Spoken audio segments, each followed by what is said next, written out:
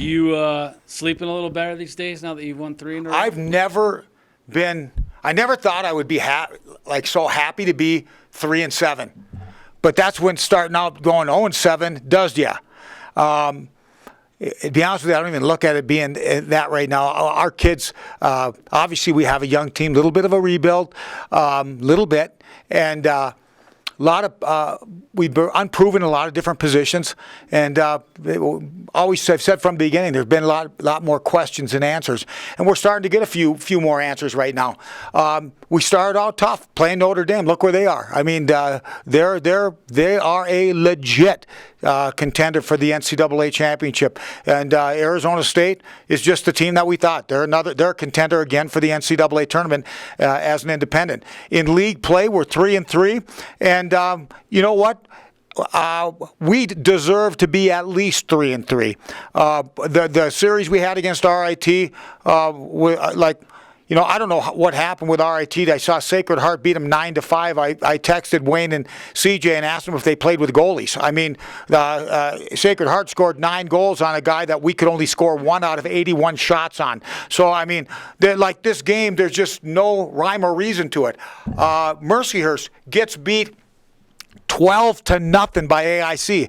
I texted the AIC coach Langer, and I says, "You guys need to work on your extra points, obviously." And anyway, the next day, Mercyhurst beats AIC in overtime. I mean, how do you lose 12-0 and then come back the next night and win in overtime? So there's just some things that can't be explained. We had 81 shots against RIT that weekend and scored 1 goal. And the next weekend against a good Sacred Heart team, we kind of lucked out winning that second game. Schilling gave us some good goaltending early, and we scored some goals and found a way to win. And probably against Bentley probably deserved a little better fate. We sure deserved to. We can't say we didn't deserve to win, but they maybe deserved to at least come out of here with a point or something, and they didn't. So it is what it is. And we're 3-3 in league right now. And after playing those good teams to start the season out, we like where we're at, but we need to continue to keep steps forward, continue to make steps forward. The week off was really, really good for us. We were beat up after that Bentley series in a big way. We had Tyron and Yeager, and we had a bunch of guys that were dinged up. Pulver injured his shoulder and wouldn't have been able to play the following weekend. So it was great timing to have a weekend off and a week off and a weekend off. And we're a lot healthier now going into this next weekend, traveling to Robert Morris and then up to Niagara Falls to play Niagara. So anyway, it is what it is. We got a ways to go. We're a work in progress. But at the present time, I like where we're at. So in doing research this weekend, if you get 2 wins, you'll win 400 your 400th career game. What would that mean to you? Well, you know what? I got a lot of losses too. So it's a lot harder to survive almost 400 losses than it is to win 400 games. So with all due respect, it's been you got to be good, and I think I'm okay. I mean, I'm not great, but I'm okay, and so I've been pretty good. But I've also been pretty lucky, and been lucky to be able to recruit some good players here to the academy. I've been lucky to work for some really good people that believed in me and gave me some extra time when maybe a different employer wouldn't have. So it is what it is. I thank the academy for believing in me enough to keep me as their hockey coach for this long, and because without longevity, you don't get to numbers like that. And again, it's not like my record is 398-98. It ain't. And but I'm proud of what we've accomplished here. And again, I need to. If there's a thanks to be given, it's a thanks to the players that believed enough in me to come here and sign up and come to the academy and play for our hockey team, and also my employers, starting with with Randy Spetman and Hans Mew, who headed the search committee, to give me an opportunity and then stick with me.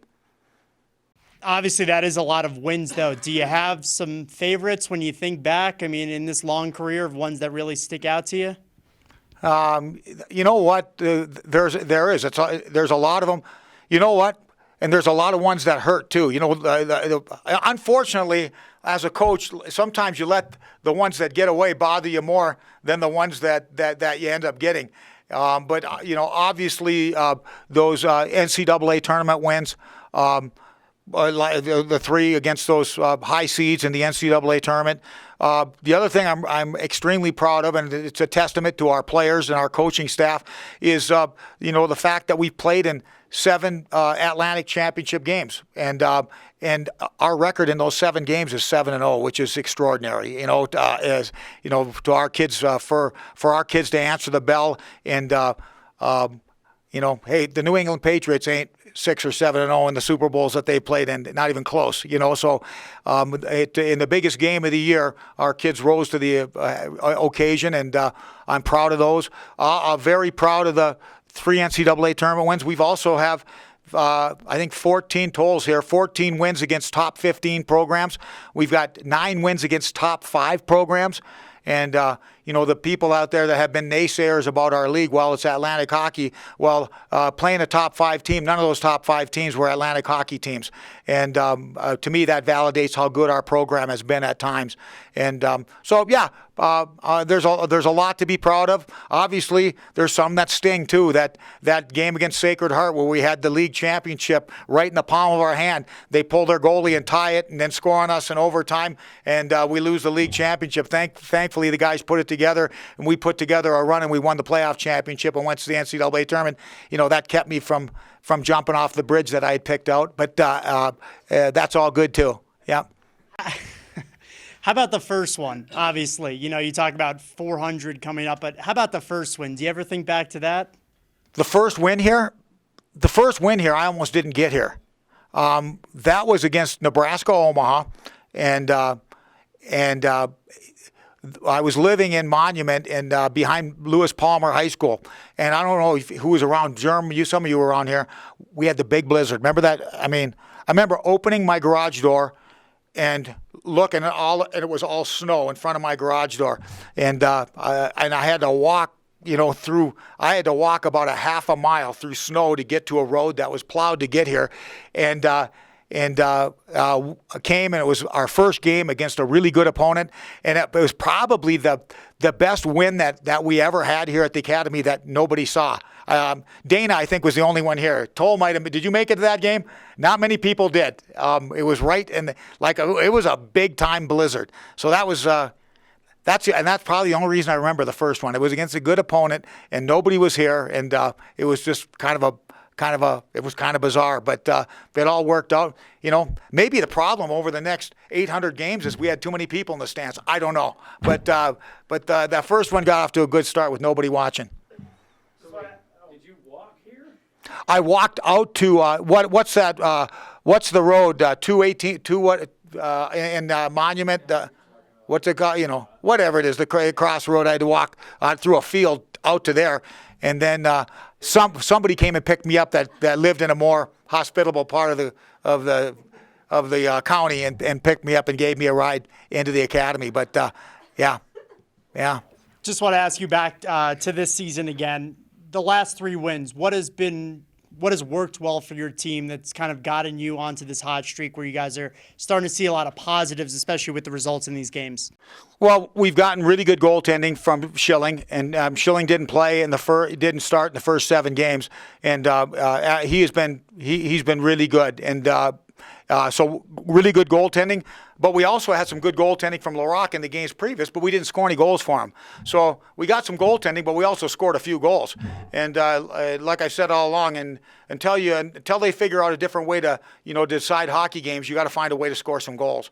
And we have scored some goals lately. Hopefully that continues. It's hard. It's hard to score goals, but it's nice when you have a goalie making big and not just big saves, but timely saves, and you're scoring a few goals for him. Coach, last question from me. Yeah. math's not very good. So if you add all the wins here and then when you're at DU, what does that come up to? You know what? Honest to God, Rob, I don't even, just like ask people what my favorite championship, my favorite ring is. I always say the next one. And what's my favorite win? Well, it's going to be it's the next one. And I don't spend much time looking in the rearview mirror. I think you got plenty of time to do that. What Kenny Rogers say when the dealing's done. They got plenty of time to look back. So I don't look back. I look forward. And the other thing is my old coach said to be careful about watching too much in the rearview mirror because somebody might be gaining on you. And so we're just keeping her moving forward.